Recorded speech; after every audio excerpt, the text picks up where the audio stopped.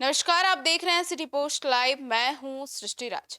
महाराष्ट्र में शिवसेना और पश्चिम बंगाल में टीएमसी के बाद अब बिहार में राष्ट्रीय जनता दल यानी कि आरजेडी और यूपी में अखिलेश यादव के सांसदों पर बीजेपी की पैनी नजर है। क्या आरजेडी और सपा के सांसद भी टूटेंगे? किस किस पर अब बीजेपी डाल रही है डोरे? आइए जानते हैं हमारी सहयोगी मुस्कान से। मुस्कान, जेडीयू से आरजेडी में आने वाले आरजेडी सांसद अभय कुशवाहा औरंगाबाद से लोकसभा सांसद हैं और सांसद में आरजेडी के नेता भी हैं। लालू प्रसाद यादव ने अपनी बेटी मीसा भारती के बजाय अभय कुशवाहा को लोकसभा में पार्टी की कमान सौंप दी और सियासी गलियारों में उनके पाला बदलने की चर्चा है। अब यह चर्चा तब शुरू हुई है जब उन्होंने मुख्यमंत्री सम्राट चौधरी से मुलाकात की थी। हालांकि इसकी अभी तक चर्चा तेज है और कंफर्म नहीं हुआ है। तो बताइए, क्या है पूरा मामला? देखिए, आपको बता दें कि अभय कुशवाहा ने 2024 में लोकसभा से ठीक पहले नीतीश कुमार की जेडीयू को छोड़कर आरजेडी का दामन थामा था और इससे पहले वो जेडीयू के टिकट पे 2 बार विधानसभा चुनाव भी लड़ चुके थे। 2025 में उन्होंने टिकारी विधानसभा सीट से जेडीयू के टिकट पर जीत दर्ज की थी। 2020 में विधानसभा चुनाव में बेलागंज से विधानसभा चुनाव हार गए थे और वो तब आरसीपी सिंह के करीबी नेता माने जाते थे। और दरअसल आरजेडी मुख्य रूप से एमवाई समीकरण को लेकर चलती है और पार्टी भी है। तो गैर यादव मतलब ओबीसी नेताओं को अक्सर लगता था कि लालू परिवार के आगे उनके राजनीतिक भविष्य एक सीमा के बाद सीमित है। तो कुशवाहा को लग सकता है कि जब अपने समाज का नेता मुख्यमंत्री है तो समाज का वोट दूसरे दल में ट्रांसफर कराना चुनौतीपूर्ण होगा। ऐसे में पार्टी में उपयोगिता कम हो सकती है। तो केंद्र और राज्य दोनों जगह एनडीए की सरकार है, तो विपक्ष में सरकार रहकर समझिए कि अगर विपक्ष में रहकर एरिया में काम करना मुश्किल हो सकता है। तो आगे का भविष्य ठीक रखना है तो जनता के बीच काम करना होगा और ये तभी होगा जब सत्ताधारी दल का साथ होगा। तो यही सोच रहे हैं वो भी। तो मुस्कान, ऐसे में आरजेडी के दूसरे सांसद सुधाकर सिंह तो बीजेपी से चुनाव भी लड़ चुके हैं, तो आरजेडी के प्रदेश अध्यक्ष रहे और लालू यादव के सबसे भरोसेमंद सहयोगियों में से एक जगदानंद सिंह के बेटे सुधाकर सिंह ने बक्सर सीट से जीत दर्ज की थी और वे नीतीश कुमार की कैबिनेट में कृषि मंत्री भी रह चुके थे।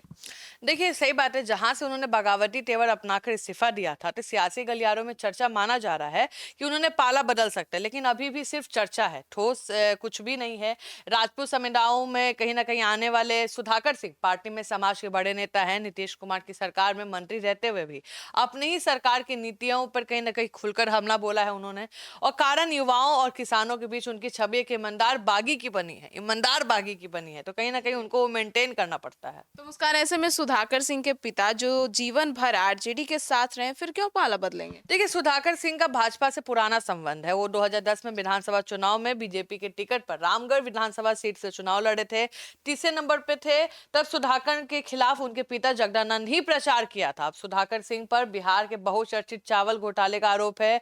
मामला 2013 का है। इन मामले में वो जमानत पर हैं। आरोप है कि उन्हें सरकारी धान का उठाव तो किया, लेकिन उसके बदले में यह तय मात्रा में चावल राज खाद्य नियम को वापस नहीं लौटाया और उससे बाजार में बेचकर पैसे का गबन किया है। हालांकि इन आरोपों को खारिज करते हुए अंदर खाने चर्चा है कि सुधाकर का इस वक्त तेजस्वी यादव के करीबियों में कहीं ना कहीं उनसे मतभेद चल रहा है और उनकी बातों से लग रहा है कि पार्टी ज्यादा तवज्जो नहीं दे रही है उनको। इससे वो नाराज है और तेज प्रताप यादव के पार्टी से बाहर निकलने के मामले में सुधाकर ने पार्टी के निर्णय को गलत बताया था। राजद सांसद सुधाकर सिंह पार्टी के सबसे मुखर आवाज हैं। वो मुद्दे के आधार पर सरकार को लगातार निशाना साध रहे हैं। मुस्कान, ऐसे में सुधाकर सिंह को बीजेपी में जाने से क्या फायदा मिलेगा? देखिए, वो बक्सर से सांसद है और वो आईपीएस आनंद मिश्रा के निर्दलीय चुनाव मैदान में खड़ा हो जाने वजह से चुनाव जीत गए थे। आपको बता दें, जितने वोट आनंद मिश्रा को मिले थे उतने ही वोट से उनकी जीत हुई थी और आगे आरजेडी के टिकट पर चुनाव जीतना मुश्किल हो सकता है, क्योंकि बीजेपी में जाने पर उनका सीट सुरक्षित हो जाएगा। वे ब्राह्मणों की पारंपरिक सीट रही है,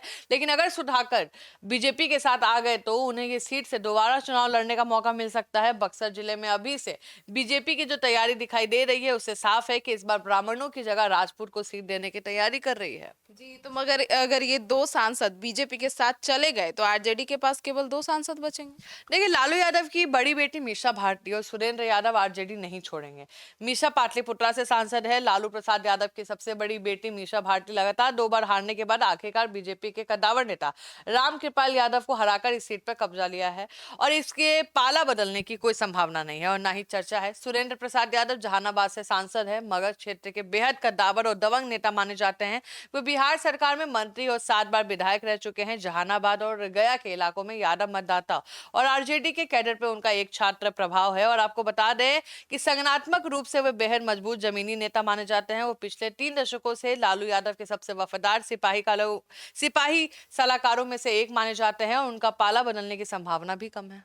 तो राजनीति में कुछ भी संभव है मुस्कान, ऐसे में परिवार साथ नहीं देता फिर दूसरे की क्या गारंटी है? बिल्कुल सही बात है। लालू यादव और राबड़ी देवी की बेटी होने के नाते पार्टी कार्यकर्ता और कोर वोट बैंक मुस्लिम यादव पर उनकी सीधी पकड़ है। भावनात्मक कहीं ना कहीं अपील रहता है। वे पहले राज्यसभा सांसद रह चुकी है, जिससे उन्हें कहते हैं ना बिग जो विधायक का कार्य है या दिल्ली की राजनीति का अच्छा अनुभव है। मीशा भारती और सुरेंद्र यादव के लिए आरजेडी का एमवाई समीकरण ही अनुकूल है और बीजेपी के साथ जाने से उनको फायदा पहुंचेगा, इसकी संभावना बहुत कम है। तो सुना आपने, तो अब इस पूरे मुद्दे पर आपकी क्या राय है जरूर बताइएगा। धन्यवाद।